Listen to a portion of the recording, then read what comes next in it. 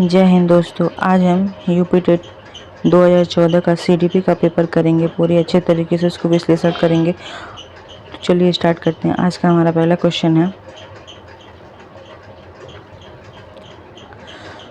अभिप्रेरणा यानी कि मोटिवेशन का वर्गीकरण मूल तौर पर कितने प्रकार से किया गया है। तो अभिप्रेरणा मूल रूप से दो प्रकार से किया गया है। अभिप्रेरणा का जन्मजात और अर्जित। मोटिवेशन को हम दो प्रकार से प्राप्त करते हैं, एक जन्मजात और एक अर्जित करके। इसका ऑप्शन नंबर बी सही हो जाएगा। अगला प्रश्न कह रहा है कि सीखने की प्रक्रिया में सीखने का स्थानांतरण कैसा होता है। तो सीखने की प्रक्रिया में सीखने का स्थानांतरण यानी कि ट्रांसफ़र ऑफ लर्निंग, ये सकारात्मक भी हो सकता है, पॉजिटिव भी हो सकता है, निगेटिव भी हो सकता है और ये शून्य भी हो सकता है, माइनस यानी जीरो भी हो सकता है। इसका ऑप्शन नंबर डी सही हो जाएगा। अगला प्रश्न कह रहा है कि जब पहले का सीखा हुआ ज्ञान नए सीखने में मदद करता है तो उसे क्या कहते हैं। तो जो हम पहले से सीखे हुए ज्ञान को जब नया हम सीखें, कोई भी चीज़ें सीखते हैं तो उसमें उसका इस्तेमाल करते हैं तो वहाँ सकारात्मक स्थानांतरण होता है। इसका ऑप्शन नंबर बी सही हो जाएगा। अगला प्रश्न कह रहा है कि निम्नलिखित में से कौन सा मत अंतर्दृष्टि द्वारा सीखने की व्याख्या करता है। तो ये अंतर्दृष्टि द्वारा सीखना गेस्टाल्टवाद करता है। इसका ऑप्शन नंबर डी सही हो जाएगा। अगला प्रश्न कह रहा है कि गेस्टाल्टवाद संप्रदाय का जनक किसे माना जाता है। तो गेस्टाल्टवाद संप्रदाय के जनक मैक्स वर्दाइमर हैं।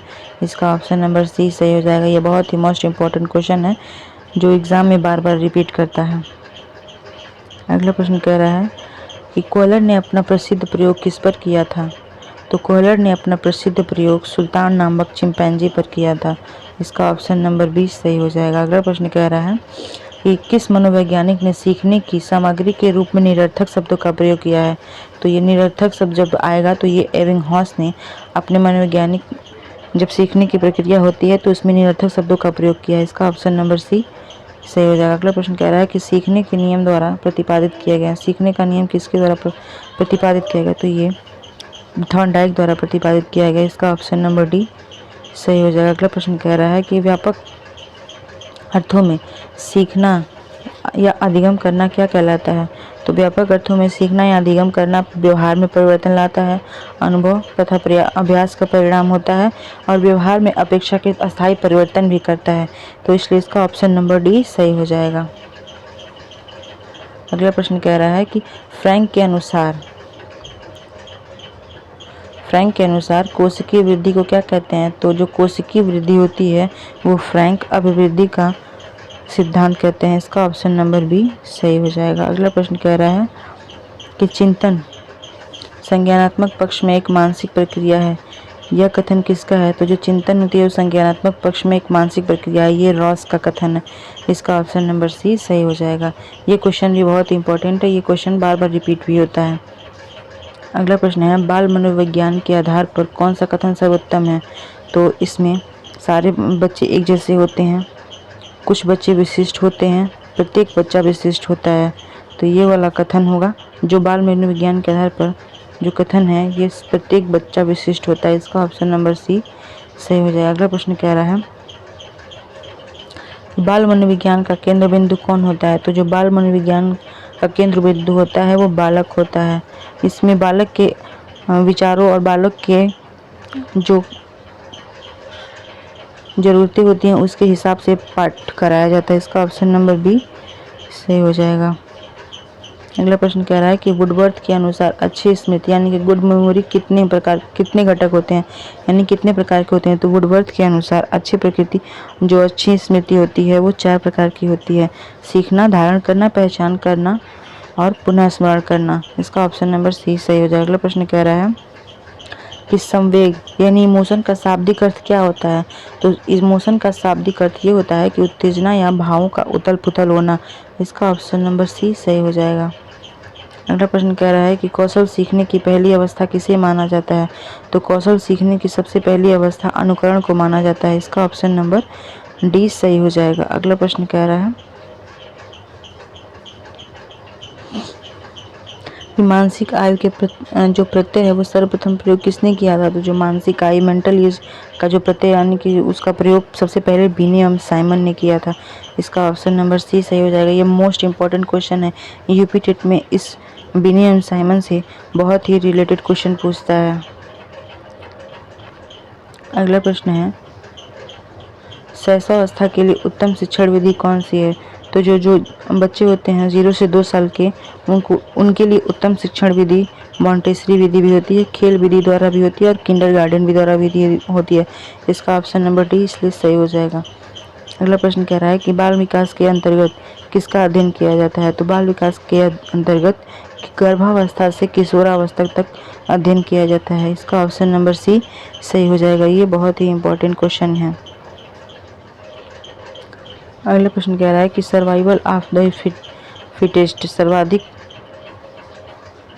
सर्वाधिक उपयुक्त जीवित का सिद्धांत किसने दिया है? तो ये डार्विन ने दिया है। इसका ऑप्शन नंबर बी सही हो जाएगा।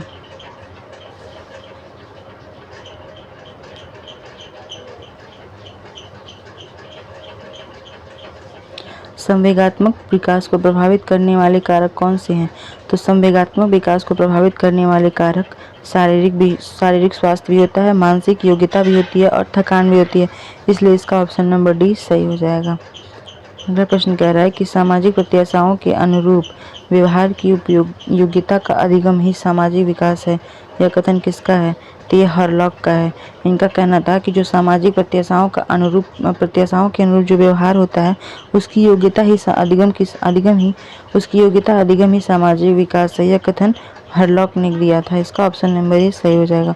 अगला प्रश्न कह रहा है कि इनमें से वाणी दोष कौन सा है? यानी कि स्पीच डिफेक्ट नहीं है।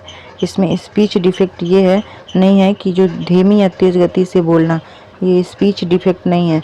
नहीं तो हकलाना, तुलतुलाना, अस्पष्ट उच्चारण और तीव्र स्पष्ट वाणी ये स्पीच डिफेक्ट के अंतर्गत आता है। अगला प्रश्न कह रहा है कि प्राथमिक स्तर पर मूल्यों की शिक्षा देने की सर्वोत्तम विधि कौन सी है? तो प्राथमिक स्तर पर मूल्यों की शिक्षा देने के लिए सबसे अच्छी विधि ये होती है कि अध्यापक जो होता है वो अपने व्यवहार में मूल्य स्थापना लाए। इससे प्राथमिक स्तर पर जो शिक्षा दी जाती है वो सबसे अच्छा होता है। इसका ऑप्शन नंबर सी सही हो जाएगा। अगला प्रश्न कह रहा है कि व्यक्तित्व के संगठन का स्वरूप कैसा होता है? तो व्यक्तित्व के जो संगठन का स्वरूप होता है वो मनोवैज्ञानिक और शारीरिक होता है। इसका ऑप्शन नंबर बी सही हो जाएगा। अगला प्रश्न कह रहा है कि आत्मकेंद्रित व्यक्ति का व्यक्तित्व कैसा होता है? तो आत्मकेंद्रित व्यक्ति का व्यक्तित्व अंतर्मुखी होता है। इसका ऑप्शन नंबर ए सही हो जाएगा। अगला प्रश्न कह रहा है कि अपनी ऊर्जा बल को बाहर की ओर अभिव्यक्त करने वाले व्यक्ति का प्रकार क्या होता है? तो जो अपनी जो बातें होती हैं वो खुलकर सबके सामने बोलता है वो बहिर्मुखी व्यक्तित्व वाला व्यक्ति होता है। इसका ऑप्शन नंबर सी सही हो जाएगा। अगला प्रश्न कह रहा है कि यदि कक्षा 4 का एक बच्चा सदैव चिंतित और कुंठित रहता है तो आप क्या कहेंगे? तो उसे स्वयं परामर्शदाता की भूमिका का निर्वाह करेंगे, उसे सलाह देंगे और उसकी जो जितना हो सकता है उसका मदद करेंगे ताकि वो बच्चा चिंता से और कुंठित से अलग हो सके, दूर हो सके। इसका ऑप्शन नंबर सी सही हो जाएगा। अगला प्रश्न कह रहा है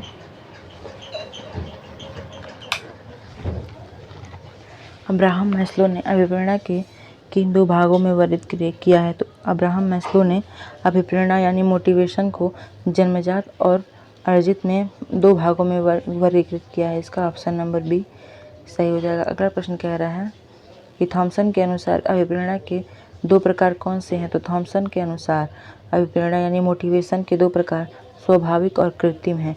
इसका ऑप्शन नंबर बी सही हो जाएगा। अगला प्रश्न है कि नकारात्मक स्थानांतरण यानी कि नेगेटिव ट्रांसफ़र का सही उदाहरण क्या है? तो नेगेटिव जो ट्रांसफ़र होता है इसका सही अर्थ होता है कि बाएं हाथ से स्टीयरिंग वाली कार सीखने के बाद दाएं हाथ की स्टीयरिंग वाली कार चलाने में जो बाधा आती है ये नेगेटिव ट्रांसफ़र का उदाहरण है। इसका ऑप्शन नंबर सी सही हो जाएगा। अगला प्रश्न कह रहा है कि जब एक स्थिति में देखा गया कि ज्ञान दूसरी स्थिति में न तो लाभ पहुंचा रहा है और न ही हानि, तो उसे क्या कहते हैं? तो उसे शून्य स्थानांतरण कहते हैं। इसका ऑप्शन नंबर सी सही हो जाएगा। उसे शून्य स्थानांतरण कहते हैं। अगला प्रश्न है कि जब जर्मन गेस्टाल्टवाद का सही अर्थ क्या है? तो जर्मन गेस्टाल्ट का सही अर्थ है कि समग्र संरचना या पूर्ण कृत्रिक संरचना। इसका ऑप्शन नंबर बी सही हो जाएगा। ये बहुत ही इम्पोर्टेंट क्वेश्चन है जो एग्जाम में आपको देखने को मिलेंगे। अगला प्रश्न कह रहा है कि कोहलर ने अपना प्रयोग किस स्थान पर किया था?